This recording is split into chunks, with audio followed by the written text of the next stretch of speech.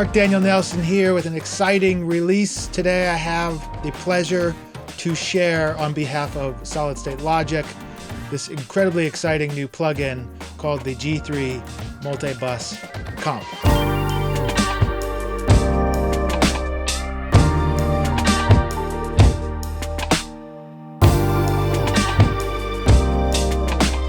I fell in love with the multi-band style compression back in 2008 while working under Bill Schnee, where he was able to take the lows, the mids, and the tops and do very slight compression settings that created a lot of movement, a lot of wave kind of excitement that just kind of floored me at the time. And I was always super spooked by the multi-band because I felt you could really mess things up. But once you break it down, it's pretty easy.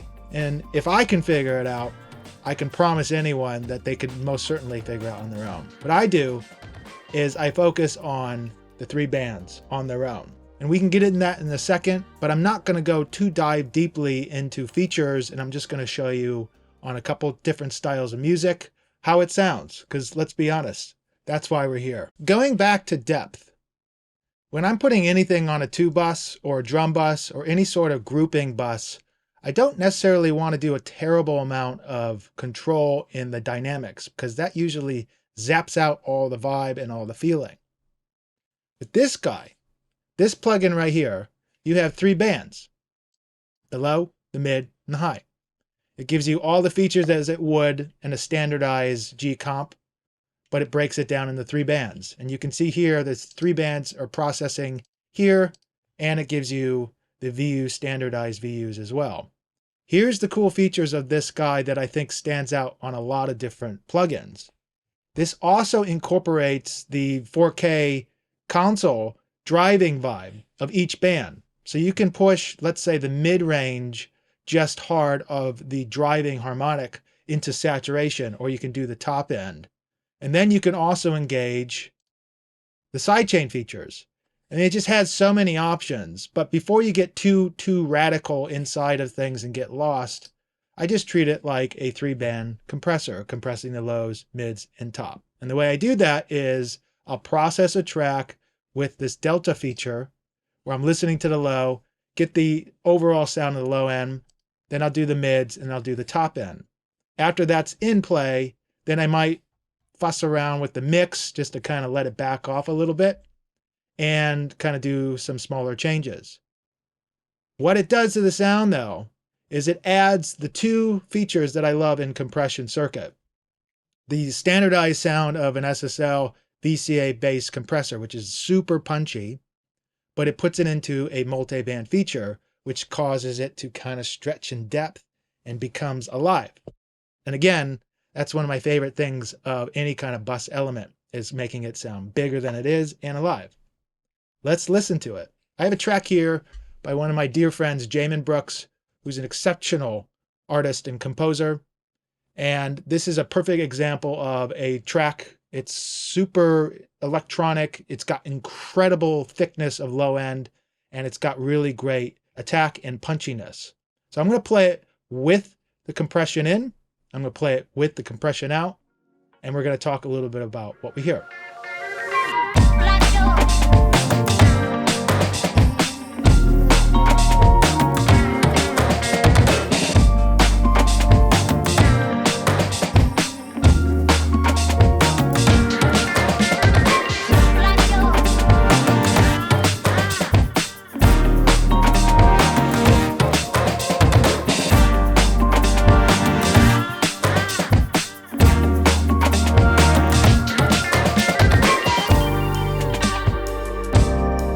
Pretty cool. What is it doing? Opening up this track here, I can solo just the low end. I've got a little bit of the drive going on. If I pull this up a little bit, it's starting to crunch a little bit too much for my taste. I like really clean low end. But I want a little bit of poke. I pull back the mix a little bit. I've got a standardized attack, release, and pretty much no makeup gain. Sounds like telephone recording. I'm hitting the actual mid-range a little harder, and there's a reason for that, is because that's a lot of where the energy's at, and transparent wise, when you're trying to focus for clean sounds, I feel that the top band and the low band needs to be a lot cleaner than the mid-range, which is why I'm blending the mix for the top band and the low band here. Let's pull in a little more drive.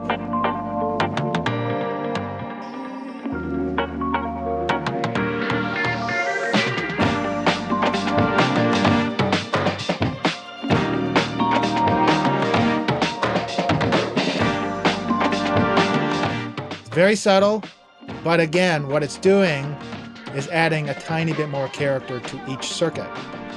Let's go up to the top band now.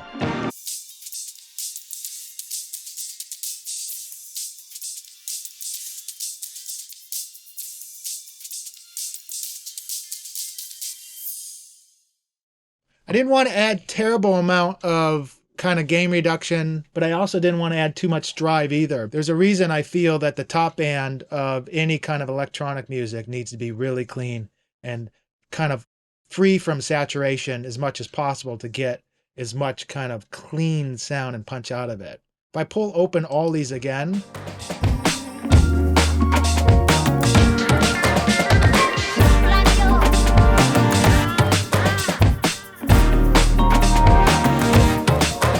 the other really cool feature I like about multi-band compression is I can use the makeup gain per band almost as a sweetening EQ for the 2-bus. I used to do this on pieces of hardware quite a bit to get a little more top end and a little more top band out of the track without having to slap another EQ on it. There's quite a bit more movement on this with it engaged. It does sound colored, it sounds tight and punchy, but it doesn't sound intrusive, and it really suits the track incredibly well. Let's take a listen to a rock track now. I have here a track by good friends of mine from Hamburg, Germany, the Jeremy days. This track is called Tear Me Up. It's a full-blown rock track. Lots of electric guitars, lots of drums, lots of double background vocals, and a lot of energy.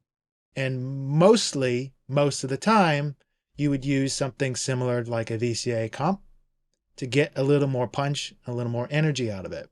I believe I used, at the time, a VCA style bus compressor on the final mix. But now today I'm going to try the G comp on the overall 2-bus mix to hear how it sounds in general. I'm going to go right into the chorus with it on. I'm going to take it in and out so we can hear what it's actually doing. So take me up. Can only go on. Honey, how'd we get this far? When did the fire lose its spark? So wake me up. Hey, hey. So tell it all down. Hey, hey. See here, I have the mix actually lower on all these bands because I'm trying to pull back a little more color. And I'm not hitting the compression as much, but when I toggle in and out, the sides come in a little bit. This thing actually winds things in a really pleasing way. It brings the drums into a tighter position. And it gives it that really classic VCA bus compression sound.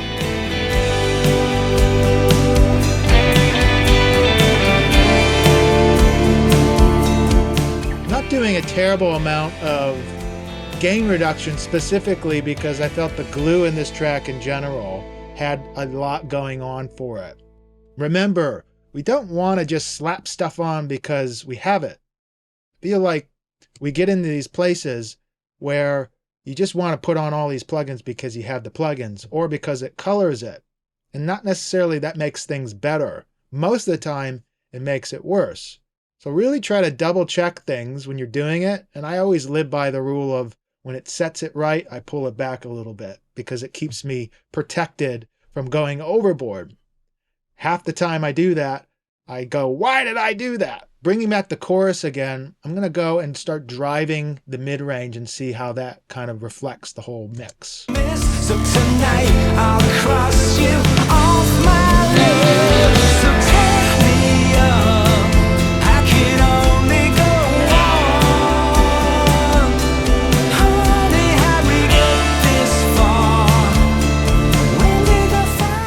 listen to the snare drum.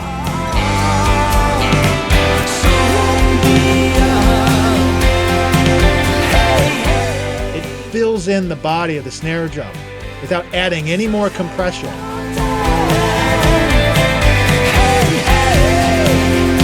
That's a really cool thing. If I pull in the low end of the kick as well,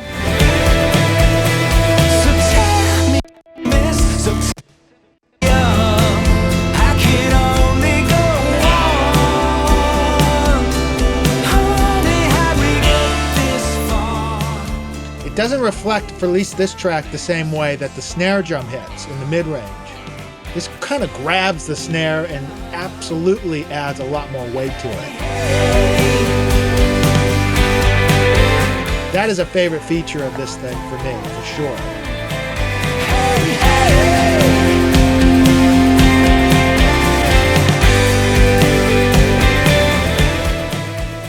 I'm gonna put this sucker on the drum bus and really mess it up.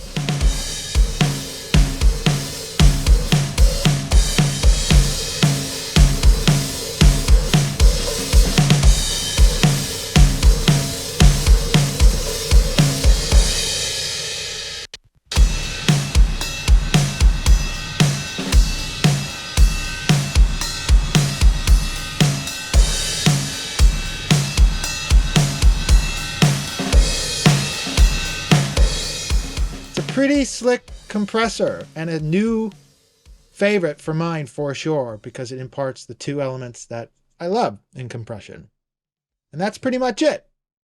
Go to the website, take a spin with it, have fun, see if it fits your fancy.